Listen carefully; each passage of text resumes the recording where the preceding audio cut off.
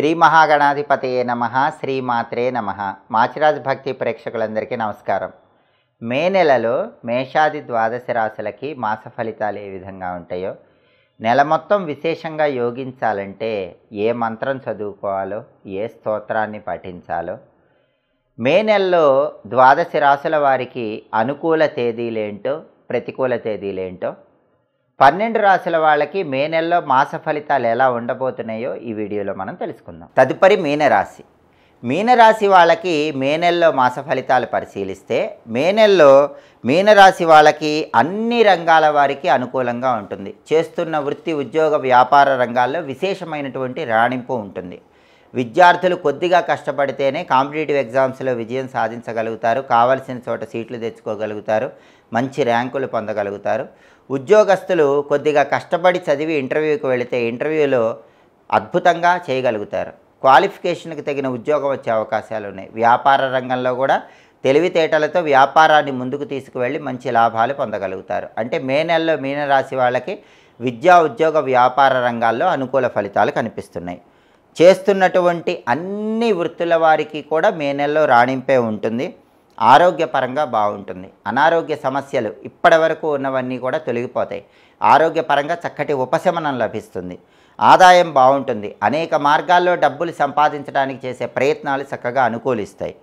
సాహసోపేతమైనటువంటి నిర్ణయాలు తీసుకుంటారు. ఒక్కొక్కసారి అడ్వెంచరస్ పనులు చేస్తారు, డేరింగ్ స్టెప్స్ వేస్తారు.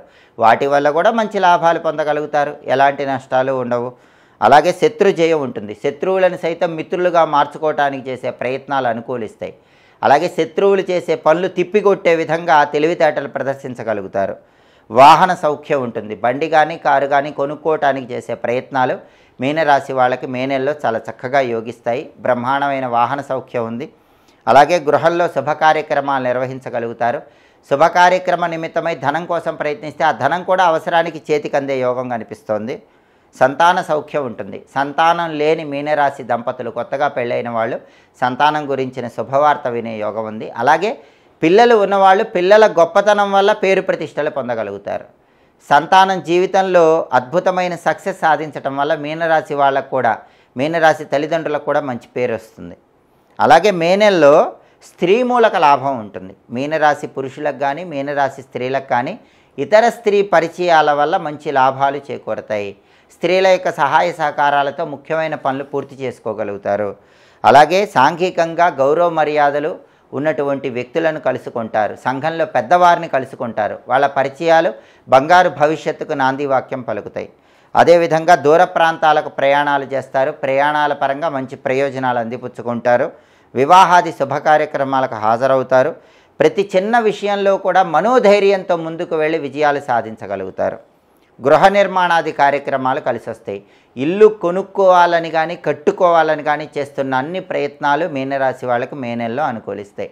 మొత్తం మీద పరిశీలిస్తే మీనరాశి వాళ్ళకి మే నెలలో బ్రహ్మాండమైన శుభ ఫలితాలు కనిపిస్తున్నాయి. మే నెలలో మీనరాశి వాళ్ళకి కలిసి వచ్చేటటువంటి తేదీలు, అనుకూల తేదీలు 6, 8, 16, 18, 23, 27 ఈ తేదీల్లో ముఖ్యమైన పనులు చేసుకోవాలి.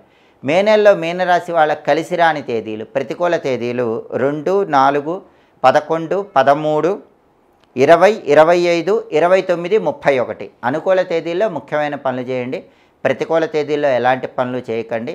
మీనరాశి వాళ్ళకున్న ప్రధానమైన సమస్య ఏలినాటి శని దోషమే కాబట్టి ప్రతిరోజు కూడా శని భగవానుడికి సంబంధించిన ఓం శం శనైశ్చరాయ నమః అనే మంత్రం 21 సార్లు చదువుకోండి. దశరథ శని స్తోత్రం వినండి లేదా రోజు చదవండి.